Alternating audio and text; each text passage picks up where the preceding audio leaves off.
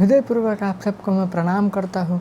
का स्वागत है दोस्तों। मेरे माता पिता द्वारा और मेरे गुरुजन द्वारा और मेरे भ्राता द्वारा मुझे जो भी ज्ञान दिया गया है, वेदों का, ग्रंथों का, या मुझे जो भी अपने आप से ग्रंथों के बारे में या हमारे सनातन धर्म में जो भी बातें पता लगी है, मैं मुझे आपके साथ शेयर करूँगा। क्योंकि आज की दुनिया में, आज के समय हम लोग काफ़ी अपनी बातों को लेके बिखरे रहते हैं। घर में परेशानी होती है, बाहर परेशानी होती है, तो हमारे ग्रंथों में हमें उन सब चीज़ों का समाधान दिया गया है। तो ज्ञान बांटने से ही बढ़ता है और मेरा भी ज्ञान बढ़ेगा, साथ ही साथ आपको भी नई नई चीज़ें पता लगेगी। इसी के साथ हम आज के दिन हनुमान जी के उन अष्टसिद्धियों को देखेंगे जो मुझे पता लगे हैं। मुझे पहले से पता थे, लेकिन मैं उन्हें आपके साथ शेयर करूँगा, जिससे अगर आप हनुमान जी के भक्त हैं, आपको इन अष्टसिद्धियों के नाम पता होना चाहिए और उनके प्रकार भी पता होना चाहिए, क्योंकि किसी भी व्यक्ति ने आपको पूछा तो आप उसे बता सके। तो चलिए, तो उन अष्टसिद्धियों के नाम कुछ इस प्रकार है: अनिमा, महिमा, गरिमा, लघिमा, प्राप्ति, प्रकाम, इष्टितम, विक्षितम। तो आइए हम अनिमा को देखते हैं। अनिमा का अर्थ होता है एक अणु के समान रूप धारण कर लेना। इसी के बल पर हनुमान जी स्वयं का रूप काफ़ी छोटा कर ले सकते हैं। इसका प्रयोग हनुमान जी ने रामायण काल में किया था, जब समुद्र लांघकर लंका जा रहे थे। क्योंकि उस समय असुरों ने लंका को चारों तरफ से घेर रखा था, तो हनुमान जी ने अति सूक्ष्म रूप धारण कर लंका में प्रवेश किया।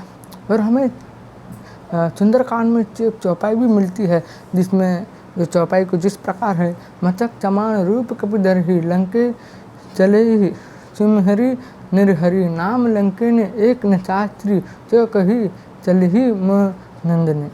इसका भावार्थ होता है कि हनुमान जी मत्सर के समान छोटा सा रूप धारण कर, हरि रूप का स्मरण कर, यानी श्री रामचंद्र जी का स्मरण कर लंका की ओर उड़ चले। और एक राक्षसनी थी जिसका नाम था लंकेनी, तो उसने हनुमान जी को कहा कि कहाँ चले जा रहे हो, मेरा निरादर करे। तो हमें सुंदरकांड में भी अनिमा का प्रयोग देखने को मिलता है। तो अब हम महिमा को देखते हैं। महिमा का अर्थ होता है अपने शरीर को एक रूप से बड़ा कर लेना। इसी सिद्धि से हनुमान जी अपना रूप अति बड़ा कर सकते थे। इसका प्रयोग हनुमान जी ने लंका जाके भी किया था, जब वो नाग माता के समय हमारे चुरचा माता द्वारा उनके रास्ता रोकने पर हनुमान जी ने इसका प्रयोग किया था। क्योंकि चुरचा माता अपना मुँह बड़ा कर रहे थे, तो हनुमान जी भी अपना रूप बड़ा किए जा रहे थे। और जब चुरचा माता ने अपना मुँह 100 योजन तक बड़ा कर लिया, तब हनुमान जी ने अपने बुद्धि के बल पर अति छोटा रूप धारण कर, यानी अनिमा सिद्धि का प्रयोग कर उनके मुँह में जाके बाहर आ गए। जिससे हमें ये भी पता लगता है कि हनुमान जी की बुद्धि और उनका ज्ञान का वो सदैव प्रयोग करते हैं। तभी ताइए अब हम गरिमा सिद्धि को देखते हैं। गरिमा सिद्धि का अर्थ होता है असीमित रूप से भारी हो जाना।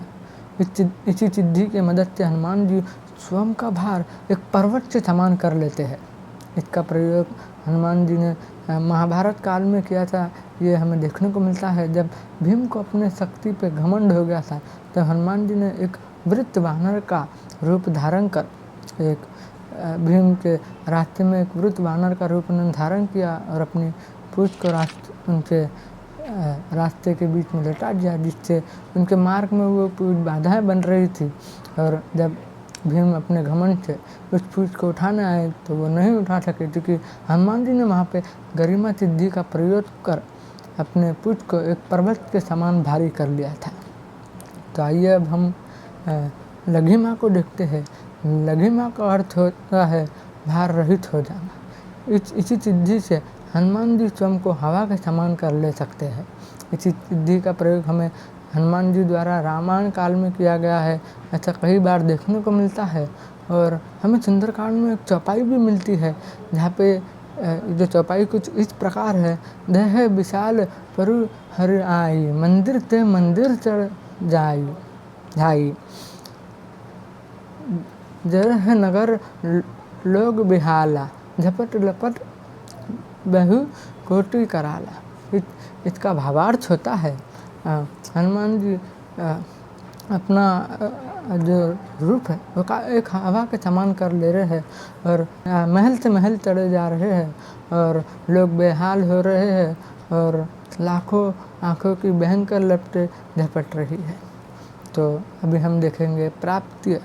प्राप्त्य का अर्थ होता है सभी स्थानों को प्राप्त कर लेना।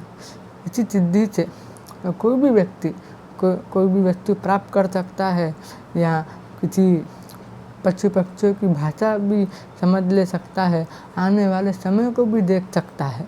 और हनुमान जी इसका प्रयोग काफ़ी बार कर चुके हैं कि जाहिर की बात है जब वो लंका गए होंगे तो उन्होंने किसी पक्षियों से बात की होगी कि लंका के मार्ग जानने के लिए। तो आइए अब हम प्रकाम को देखते हैं। प्रकाम का अर्थ होता है भार रहित या अपनी इच्छाओं को पूरी कर लेना। इसी सिद्धि से मदद से हनुमान जी ने इसी सिद्धि से मदद से कोई भी व्यक्ति जिसके पास ये शक्ति होगी वो पाताल से कितने ही गहराइयों तक जा सकता है और आकाश में कितने ही ऊंचाइयों तक जा सकता है और मन चाहे इच्छा अनुसार पानी में कितने ही गहराइयों तक रहा जा सकता है।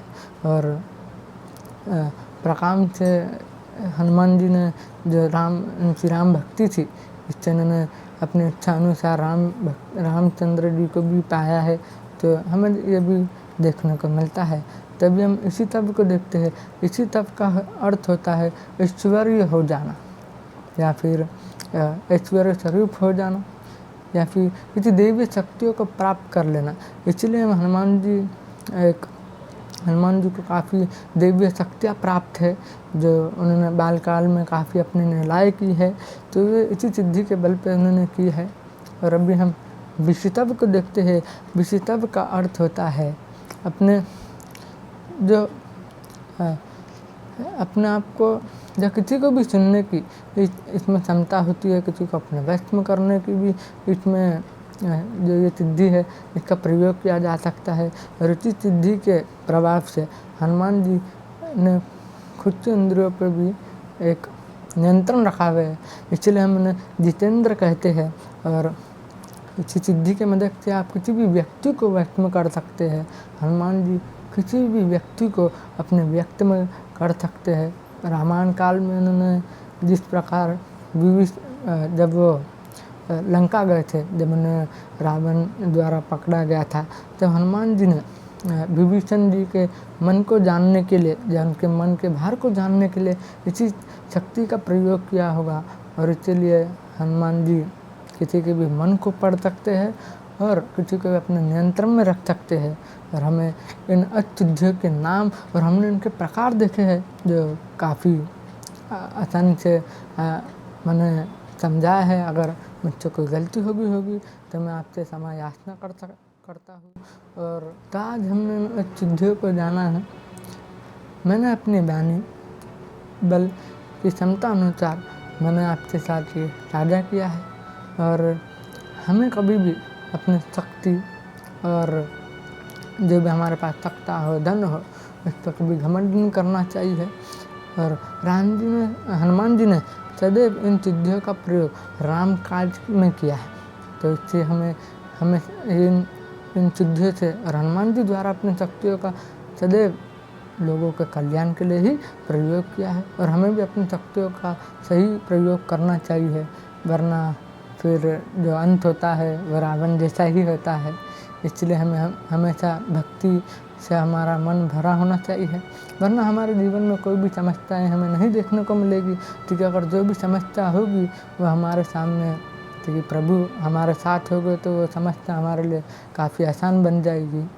तो इसी के प्रकार हम अगली वीडियो में भी मैं जो भी आपको बताऊंगा और भी अच्छे तरीके से हम और हमारे ग्रंथों के बारे में जानेंगे, रामायण, भगवद गीता और भी हमें जो ज्ञान प्राप्त होगा हम इसे साझा करेंगे, समझेंगे और इसी के साथ मैं आपसे विदाई लेते हुए भगवान से सदैव यही प्रार्थना करता हूँ, लोकाः समस्ताः सुखिनो भवन्तु।